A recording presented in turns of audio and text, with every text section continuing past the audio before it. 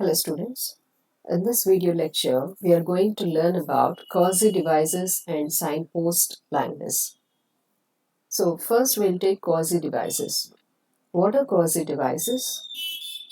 Quasi-devices are the words or phrases that are used to connect two ideas, or two sentences that we can say, or two paragraphs we can say.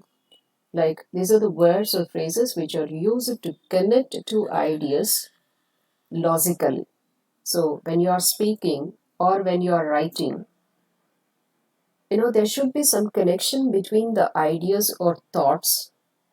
There should be some logical connectivity between one sentence and the other sentence so that your speech or writing will flow smoothly. So without any abrupt stops, this connectivity or this cohesion will let your speech or writing flow smoothly. So let us see with some example. See this. Once an examiner asked a student, "Tell me about the kind of accommodation you live in." So what would be the possible response is, he has to speak out only about the accommodation he lives in. So whatever the thoughts he expresses, those thoughts should relate to the main idea of accommodation. Now see the response. I live in an apartment. I really like my apartment. It's modern. It's conveniently located. The apartment is in the city center. It is close to my school. It only takes me 10 minutes to walk to school. The apartment is a bit small.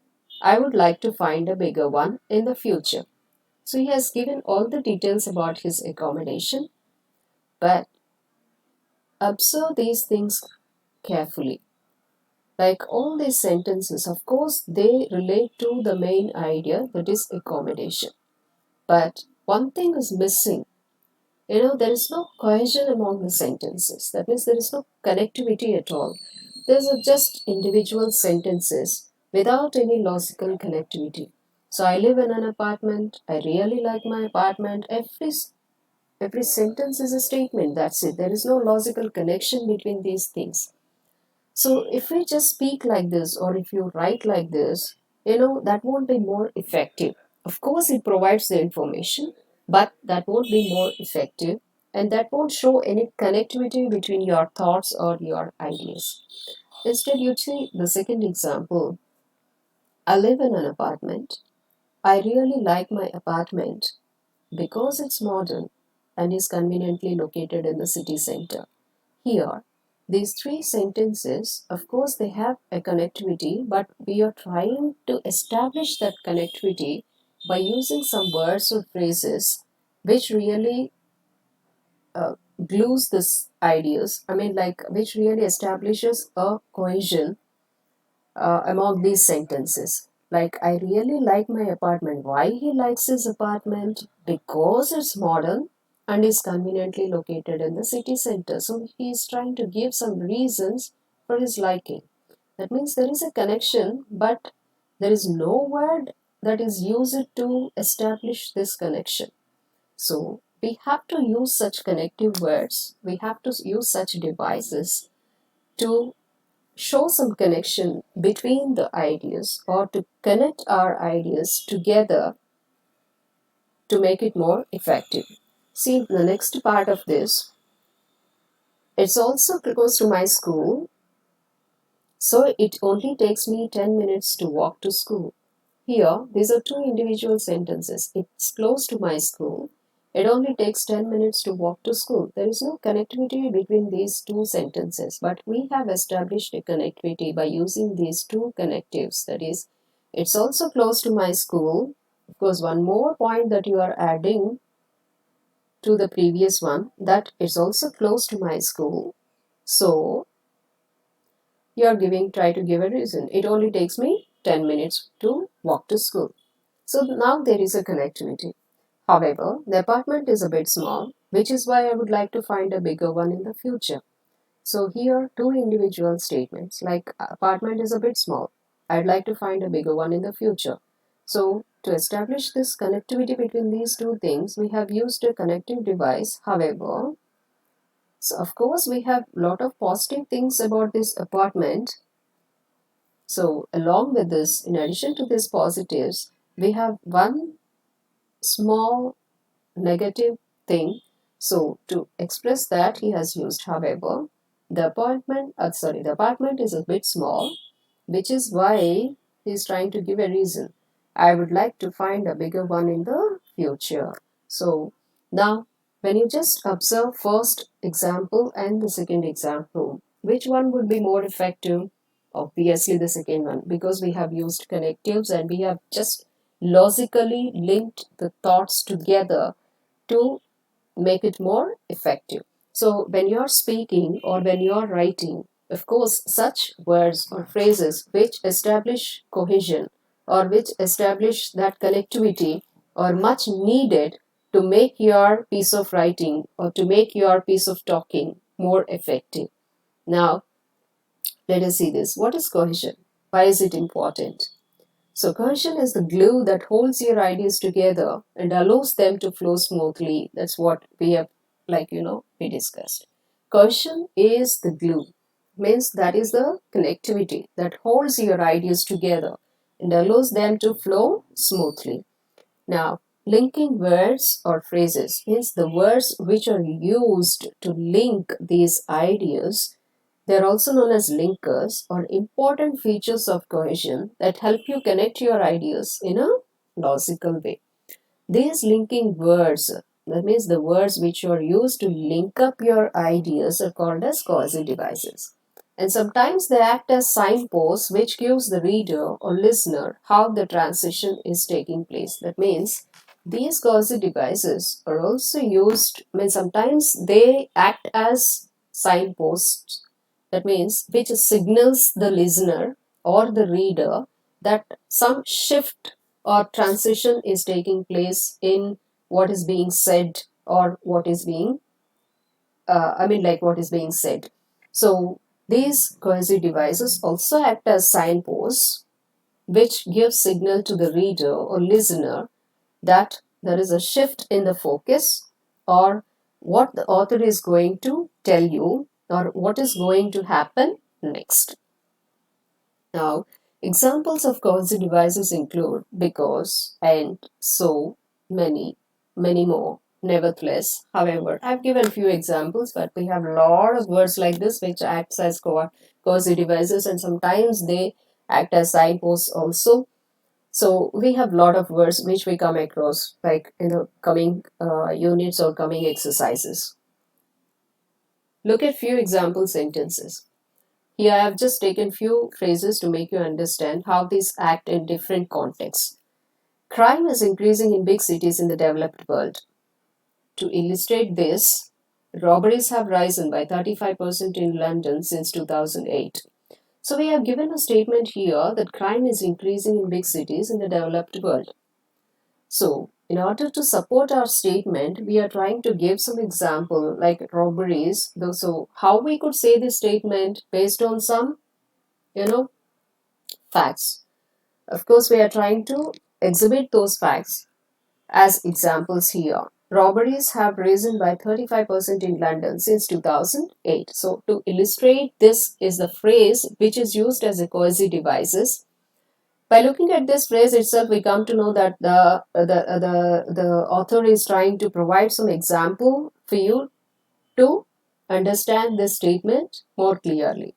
Now let us see one more sentence. The quality of air in most big cities is getting worse. In particular, cities such as Beijing and Delhi have had real issues with air pollution over the past 10 years. Here, in particular, such as these two expressions are used as cohesive devices. In particular means we are emphasizing,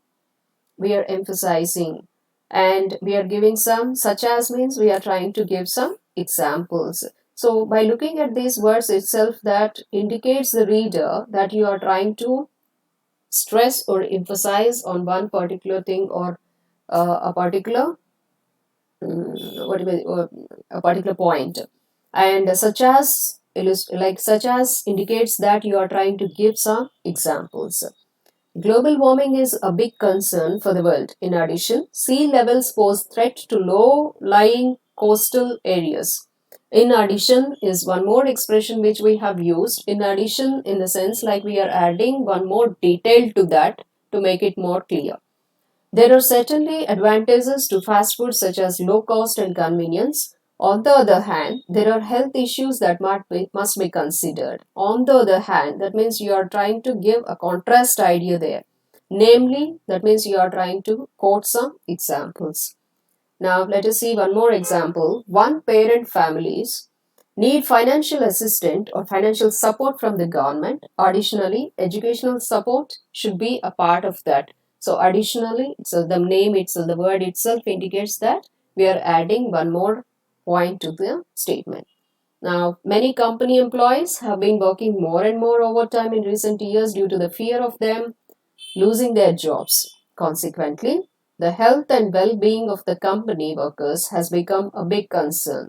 Consequently, in the sense, like, it is just trying to show you the cause and effect relationship. That means, the result of something.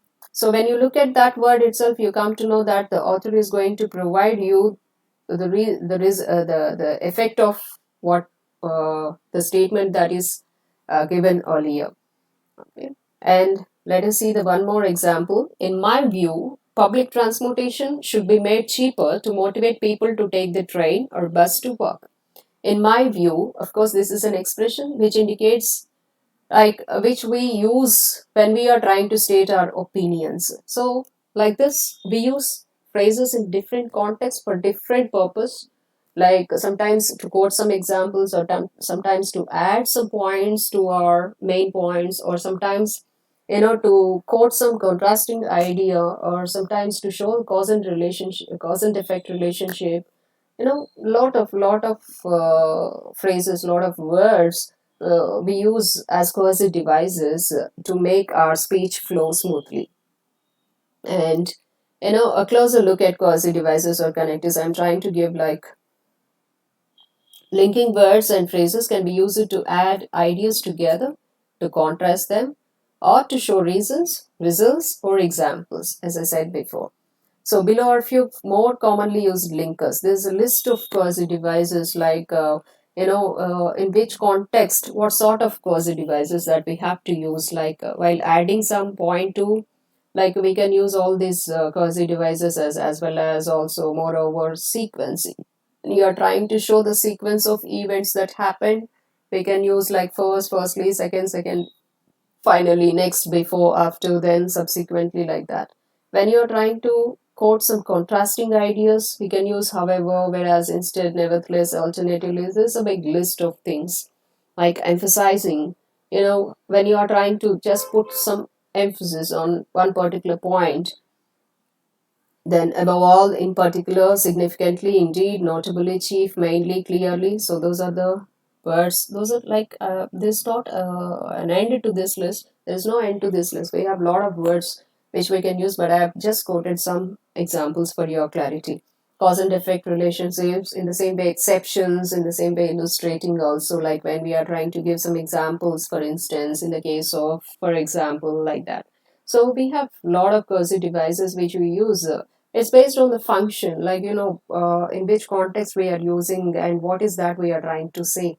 Appropriately, we have to choose the quasi device and we have to make use of it.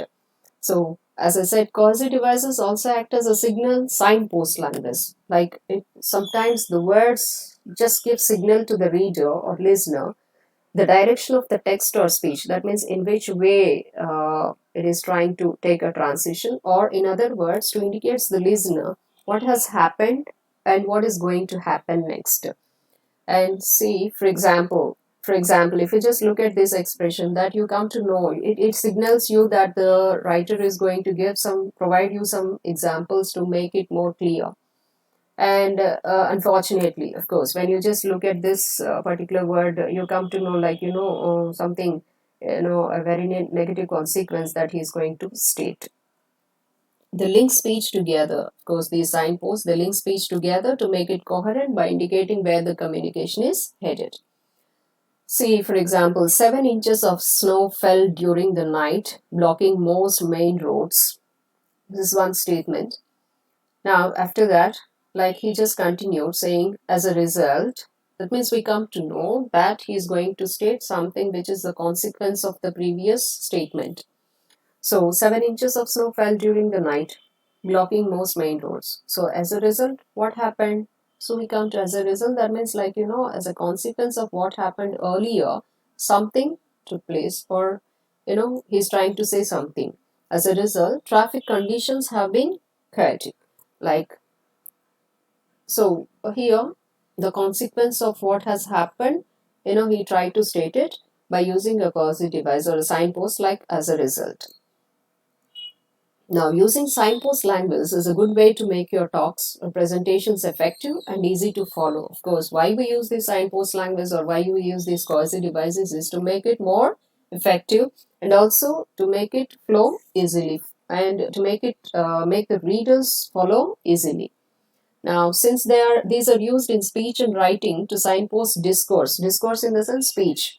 So to signal the speech, like when you are listening, for example, if I just use this expression, then you come to know that I'm going to provide you some examples. To begin with, if I say that, like you come to know that I'm going to begin something in this video. If I say that, like you come to know that in this video, I'm going to give you some examples, like so it's like using the signpost using the signpost words, in a speech, like it just try to guide the listener or the reader to a particular direction in which the speech is going ahead. They are also referred to as discourse markers because these are the markers which are used in speech to signal the reader or the listener, and these cues will guide him properly to connect to the flow. Words or phrases like well, actually, so, okay, right, now, fine, good, certainly, I mean, and anyway. So as discourse markers in speech. In speech also, like while speaking also we use such discourse markers, especially like such okay cues. Well, actually, so, okay, right, now, fine, good. We use certainly when we start speaking to the people, we use in between to connect to our ideas. Now, as a review, what is that we have learned is about cohesive devices or signpost language. You know, both the things why we use them is we use them as a bridge between two ideas. That means we try to connect two ideas together using these cohesive devices or signpost words or phrases. As signposts to signal what's coming up, we use these cohesive devices as signposts to signal what is coming up. So what is going to happen next, or what is the speaker going to tell next. So to avoid abrupt stops between the ideas, it's not like we just state the points individually, but we just state the points logically connected by using these causal devices. This is the use of these causal devices and signpost language. This is all about causal devices and signpost language. Of course, I think you understand the topic. Thank you. Thank you very much.